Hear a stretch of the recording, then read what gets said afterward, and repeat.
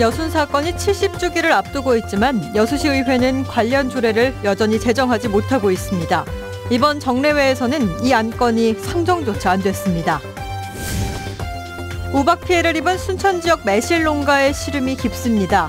매실농가뿐 아니라 연관 업종으로도 피해가 확산되고 있습니다. 광양에서는 가뭄으로 매실 수확량이 줄어들 것으로 보입니다. 전라남도는 가뭄 피해 극복을 위해 특별교부세 25억 원을 추가 지원하기로 했습니다. 문화체육관광부가 주최하는 내년 10월 문화의 달 행사가 순천에서 열립니다. 6억 원의 예산이 투입되는 행사인데 최근 개최지 공모에서 좋은 평가를 받아 최종 선정됐습니다. 여러분 안녕하십니까? 내년이면 70주기를 맞는 여순 사건. 정작 그 현장인 여수에서는 아직도 관련 조례가 제정되지 않고 있습니다. 이번 회기 정례회에도 이 안건은 상정되지 않았습니다. 최소리 기자의 보도입니다. 여수시의회 정문 앞에서 유족 회원들이 시위를 벌이고 있습니다. 지난달 열린 시의회 임시회에서 또다시 보류된 여순 사건 조례안을 통과시키라는 요구입니다. 그러나 오늘부터 열리는 정례회에는 여순 사건 조례안이 상정되지 않았습니다. 3년 동안 소관 상임위에 묶여있는 조례안. 그 이유에 대해 일부에서는 지역 의원들의 의지가 문제라고 지적합니다. 민간인 희생자 조례가 3년째 표류되는 것은 다름 아니라 저는 국민의당의 의지의 박약이라고 생각되는 겁니다. 4선 동안 여순 사건 특별법을 한 번도 적극적으로 발의한 적이 없습니다. 실제로 기획행정위원회 위원 8명의 정당 분포는 국민의당 6명, 더민주와 민중연합당 각각 1명으로 국민의당 소속 의원 5명이 보류에 찬성하고 있습니다. 하지만 의원들은 유족회와 보훈단체 간의 의견차가 원인이지 당 차원의 움직임은 아니라는 입장입니다. 시의회에서 일을 하면서 당 차원의 어떤 뜻을 가지고 이렇게 움직이고 한 것은 저는 없다고 봅니다. 이런 가운데 지난달 24일 총리 인사청문회에서는 이낙연 당시 후보자까지 여순 사건을 언급해 화제가 됐습니다. 현대 굴곡진 역사의 큰 비극이었습니다. 단지 4.3보다는 좀 여순 사건의 해결이 좀 더딘 어떤 특수한 형편이 있습니다. 이것도 다른 사건과 마찬가지로 진상규명, 명예회복 이런 식으로 해결되었으면 좋겠습니다.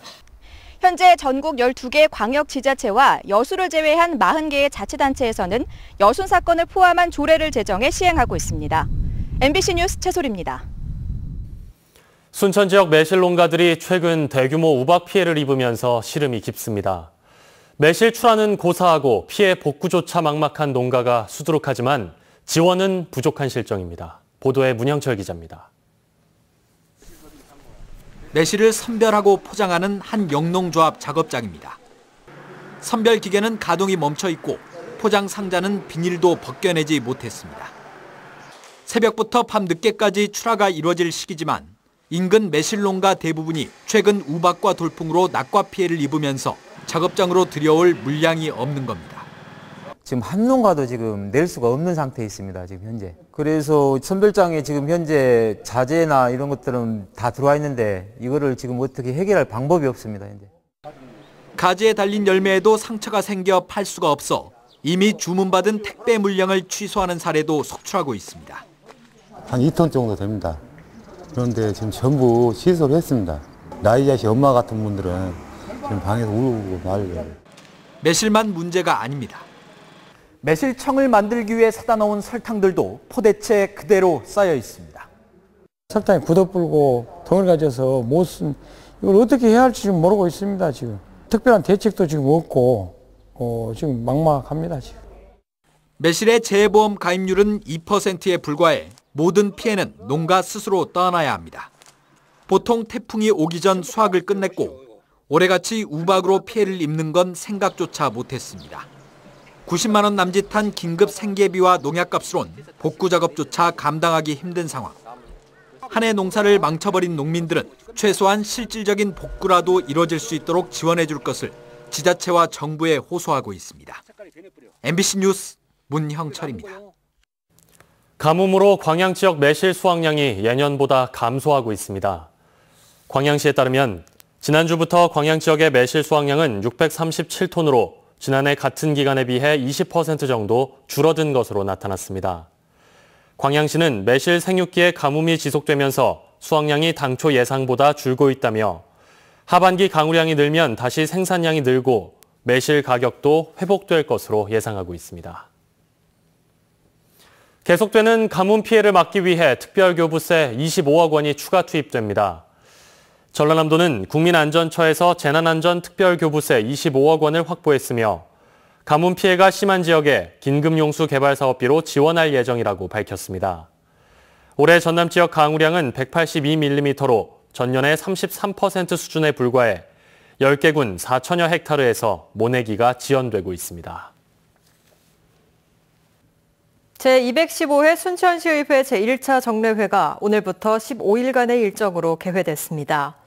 순천시의회는 이번 정례회에서 순천시가 올해 첫 추경 예산안으로 제출한 1조 1,500억 원의 예산안과 재개정 조례안 심의에 나서게 됩니다. 한편 오늘 1차 본회의에서 정철균 시의원은 5분 발언을 통해 지난달 31일 발생한 우박 피해 농가에 정부와 지자체의 보상 대책을 요구했습니다. 목포가 축구 동계 전지훈련지 메카로 자리 잡고 있지만 지자체나 협회 차원의 관심은 턱없이 부족합니다. 관리감독 부실 속에 보조금 부적정 사용 의혹까지 일면서 이미지 실추 우려가 커지고 있습니다. 김양훈 기자가 취재했습니다. 목포국제축구센터는 축구장 7면과 다목적 구장 등을 갖추고 있습니다. 축구 단일 종목으로는 국내 최대 규모입니다. 매년 150여 개가 넘는 축구팀들이 찾을 정도로 동계 전지훈련지로 각광을 받고 있습니다. 하지만 지자체 차원의 관심 부족으로 동계 전지훈련팀들의 불만이 적지 않습니다.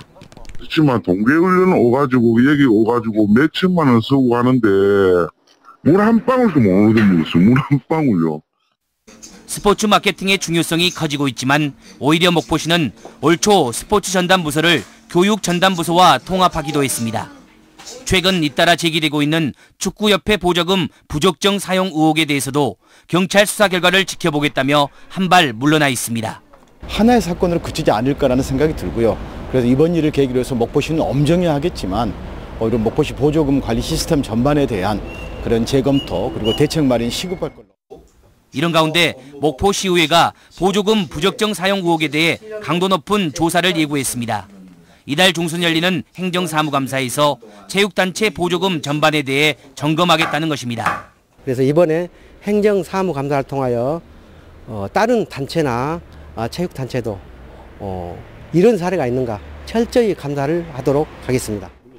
목포시가 지난해 시체육회와 생활체육단체에 지원한 보조금은 65건에 4억 7천여만 원에 달합니다. MBC 뉴스 김양훈입니다. 함량 미달의 레미콘을 판매해온 혐의로 업체 관계자들이 경찰에 구속됐습니다. 전남지방경찰청 지능범죄수사대는 시멘트 함량 비율을 줄이는 등 300억 원 상당의 부실 레미콘을 시중에 유통시킨 혐의로 순천 지역 모 레미콘 업체 관계자 6명을 구속했습니다. 경찰은 순천 등 전남 지역 곳곳에 부실 레미콘이 공급된 것으로 보고 지자체와 건설업체 등을 상대로 수사를 확대할 방침입니다. 요즘 광주 전남에서 뜨고 있는 이른바 핫플레이스는 바로 혁신도시입니다. 새 정부가 약속한 혁신도시 활성화 정책에 대한 기대 효과로 부동산 경기가 꿈틀거리고 있습니다. 한신구 기자입니다. 지난해 하반기에 입주를 시작한 혁신도시의 한 아파트입니다. 과거 30평형대를 기준으로 거래가가 분양가보다 많게는 40%가량 올랐습니다. 문재인 정부가 혁신도시를 에너지 메카로 만들겠다고 약속하면서 주민들은 집값이 더 오를 것으로 보고 있습니다. 또 지금 많이 올랐거든요. 사실 현실 지금 몇 년 사이에도 그래서 이런 게 다 전체적으로 활성화가 되면 훨씬 더 높게 올라갈 수 있을 거라고 생각해요. 이 같은 기대감이 반영되면서 혁신도시에서는 최근 아파트 매물이나 분양권 거래가 급감했습니다. 한 40-50개 내지 50-60개 정도 되는 매물들이 지금 거의 1-20개 정도 수준으로 별로 매물 적당한 매물 가격대에 찾기가 힘들 정도로 좀 많이 줄어 있는 상태입니다. 한정공대 설립이 기정사실화되는 듯한 분위기도 혁신도시의 부동산 경기 활성화를 견인하고 있습니다. 광주에서도 한전공대 위치가 어딜지에 관심이 높습니다.